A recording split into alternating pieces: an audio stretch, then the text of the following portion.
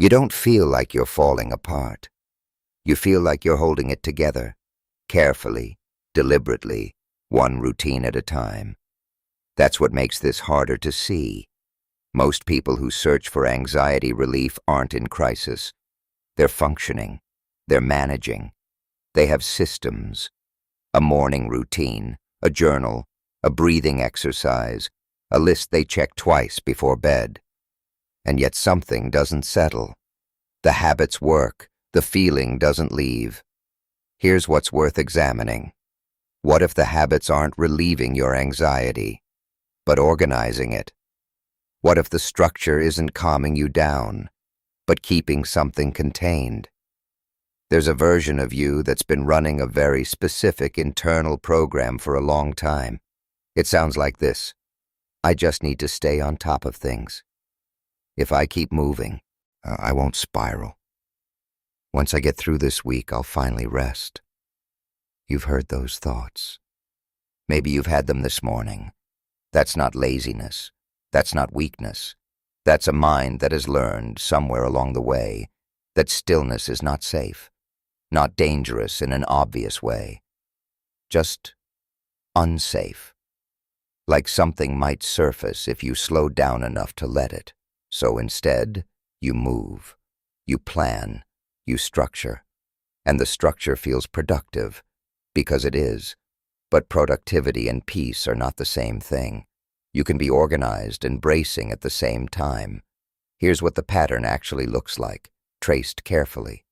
Something feels unpredictable, a conversation that didn't land right, a task left unfinished, a quiet moment that feels louder than it should.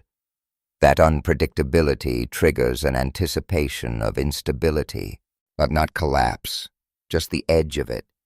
So you execute a habit, you journal, you meditate, you make the list, you clean the space, and it works.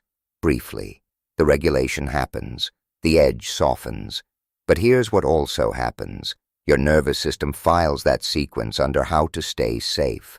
And the next time instability appears, real or anticipated, the loop runs again. Faster, more automatically. The habits aren't breaking the cycle. In many cases, they're reinforcing it. Not because they're bad habits, but because they're being used as something more than habits. They're being used as rehearsals. Rehearsals for control. Rehearsals for staying ahead of whatever feels like it might arrive if you weren't paying such close attention. Notice what happens the moment one of your habits breaks.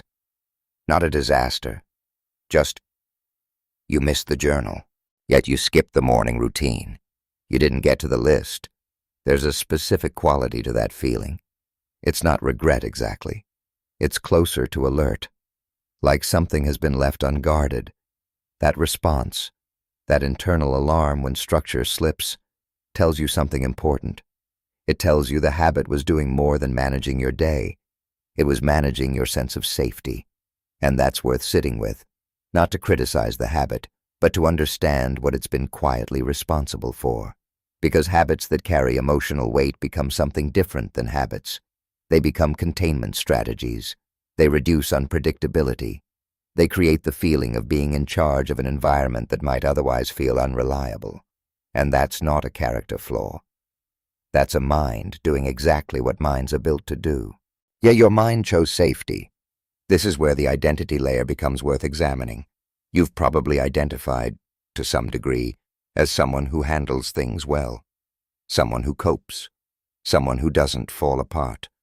Someone disciplined. And in many ways, that's accurate. You do handle things. You have maintained function through difficulty. That's not nothing. But consider this carefully. There's a difference between being calm and being contained. Calm is a state.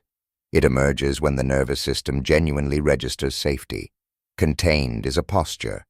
It's held in place through effort, structure, and vigilance. You can maintain the appearance of calm, the routine, the composure, the steady pace, while your system is quietly, constantly bracing.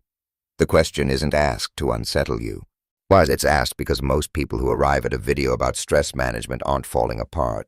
They're holding something very carefully, very consistently, and wondering why that doesn't feel like enough. Maybe it doesn't feel like enough because holding isn't the same as resting. Humans have always built rituals around uncertainty. When the outcome of something mattered and couldn't be controlled, patterns emerged. Repeated behaviors, sequences that created the sensation of influence over unpredictable outcomes. That's not modern. That's not pathology. That's an old system responding to an old fear. The fear that if you don't stay vigilant, something important will slip. That if you let your guard down, even briefly, the thing you've been managing at a distance will get closer. Anxiety, understood this way, is not irrational. It's unfinished protection. It's a system that began protecting something real, maybe a younger version of you navigating something genuinely unpredictable, and never received the message that the threat had passed. So it kept running. And somewhere along the way, the protection became the personality. Patterns protect before they limit. Not as a criticism, as a description. The pattern served something. It still might. But it's worth understanding which part of you it's still trying to protect, and whether that protection is still necessary. This week, notice your habits. Not to fix them, not to discard them, just to observe them. Notice when you reach for structure. Notice what was present in the moment before you reached. Notice the gap between completing the habit and feeling genuinely settled, if that gap exists. Oh, you don't need to change anything.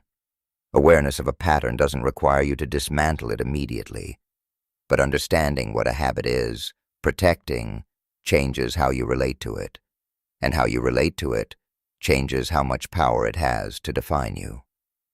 You are not anxious because you are weak. You are not managing because you are damaged. You built a system. The system kept running. You are reacting, not failing.